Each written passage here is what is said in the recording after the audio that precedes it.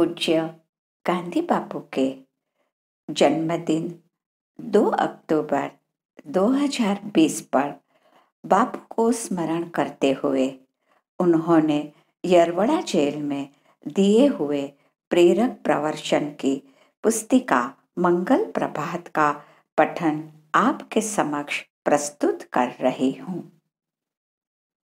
प्रकरण 5 अस्तेय चोरी न करना। तारीख 19/8/1930 यरवड़ा मंदिर मंगल प्रभात। अब हम अस्तेय व्रत पर आते हैं। गहराई में जाने से हम देखेंगे कि सब व्रत सत्य और अहिंसा के या सत्य के पेट में समाये हुए हैं। सत्य में से अहिंसा निकलती है ऐसा माने या सत्य अहिंसा की जोड़ी माने, दोनों एक ही चीज हैं।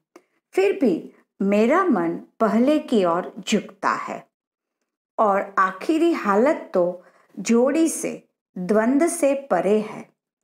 परम सत्य अकेला टिकता है। सत्य साध्य है, अहिंसा साधन है। अहिंसा क्या है यह हम जानते हैं, उसका पालन मुश्किल है।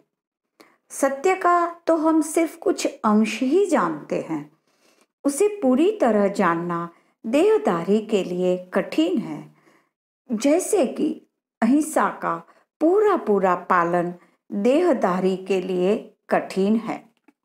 अस्तेय यानी है चोरी ना करना। कोई मनुष्य ऐसा नहीं कहेगा कि जो चोरी करता है वह सत्य को जानता है या प्रेम धर्म का पालन करता है। फिर भी चोरी का थोड़ा बहुत कसूर तो हम सब जाने अनजाने करते ही हैं। बगैर इजाजत के किसी का कुछ लेना यह तो चोरी है ही, लेकिन जिसे अपना माना है उसकी भी चोरी इंसान करता है। जैसे कोई बाप अपने बच्चों के न जानते हुए उनको न जताने के इरादे से चोरी छुपके कोई चीज खा लेता है। आश्रम का भंडार हम सबका है ऐसा कह सकते हैं, परंतु उसमें से चोरी छुपके कोई गुड़ की डली भी ले ले तो वह चोर है। एक बालक दूसरे की कलम लेता है तो वह चोरी करता है, चाहे दूसरा आदमी जानता भी हो, लेकिन उसकी इजाजत के बगैर उसकी कोई चीज लेना यह भी चोरी है। फला चीज किसी की भी नहीं है ऐसा मानकर उसे लेना भी चोरी है। यानी रास्ते में पड़ी मिली वस्तु के हम मालिक नहीं हैं, उस प्रदेश का राजा या तंत्र उसका मालिक है। आश्रम के नजदीक मिली हुई कोई भी चीज आश्रम के मंत्री के सुपुर्द करनी चाहिए। अगर वह चीज आश्रम की ना हो तो मंत्री उसे पुलिस के हवाले कर दे। यहां तक तो समझना प्रमाण में सहल ही है, लेकिन अस्तेय इससे बहुत आगे जाता है। किसी एक चीज की हमें जरूरत नहीं है, फिर भी वह जिसके कब्जे में हो उससे चाहे उसकी इजाजत लेकर ही लेना चोरी है। जिसकी जरूरत ना हो ऐसी एक भी चीज हमें नहीं लेनी चाहिए। ऐसी चोरी जगत में ज्यादातर खाने की चीजों के बारे में होती है। मुझे अमुक फल की हाजत नहीं है, फिर भी मैं उसे खाता हूँ या चाहिए उससे ज्यादा खाता हूँ तो वह चोरी है। सचमुच अपनी हाजत कितनी है यह मनुष्य हमेशा जानता नहीं है, और लगभग हम सब होनी चाहिए उससे ज्यादा अपनी हाजतें बनाए रखते हैं। इससे हम अनजाने चोर बन जाते हैं। विचार करने से हम देखेंगे कि अपनी बहुत सी हाजतें हम कम कर सकते हैं। अस्तेय का व्रत पालने वाला एक के बाद एक अपनी हाजतें कम करता जाएगा। इस जगत में बहुत सी कंगाली अस्तेय के भंग से पैदा हुई है।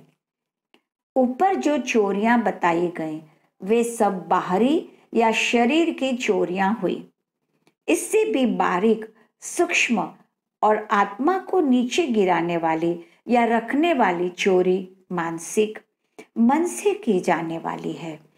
मन से हम किसी की चीज पाने की इच्छा करें या उस पर बुरी नजर डालें, यह चोरी है।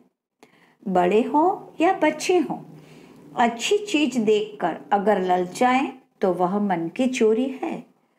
उपवास करने वाला शरीर से तो नहीं खाए, लेकिन दूसरे को खाते देखकर मन से स्वाद का मजा ले तो वह चोरी करता है और अपने उपवास का भंग करता है। उपवास रखने वाला जो आदमी उपवास छोड़ते समय खाने के विचार किया करता है वह अस्तेय और उपवास का भंग करता है, ऐसा कहा जा सकता है। अस्तेय व्रत पालने वाले को भविष्य में पाने की चीज के विचारों के भंवर में नहीं पड़ना चाहिए। बहुत सी चोरियों के मूल में ऐसी बददियानत पाई जाएगी। आज जो चीज सिर्फ ख्याल में ही है, उसे पाने के लिए कल हम भले बुरे उपाय काम में लाना शुरू कर देंगे। और जैसे वस्तु की चोरी होती है, वैसे ही विचार की चोरी भी होती है। अमुक अच्छा विचार अपने मन में न उठा हो, फिर भी खुद ने ही सबसे पहले वह विचार किया, ऐसा जो आदमी अहंकार से कहता है, वह विचार की चोरी करता है। ऐसी चोरी बहुत से विद्वानों ने भी दुनिया की तवारीख में की है और आज भी चल रही है। ख्याल कीजिए कि मैंने आंध्र में एक नई किस्म का चरखा देखा। वैसा चरखा मैं आश्रम में बनाऊं और फिर कहूं कि यह मेरी खोज है, तो इसमें मैं साफ तौर पर दूसरे की खोज की चोरी करता हूं, झूठ तो बोलता ही हूं। इसलिए अस्तेय व्रत का पालन करने वाले को बहुत नम्र, बहुत विचारशील, बहुत खबरदार और बहुत सादा रहना पड़ता है। धन्यवाद।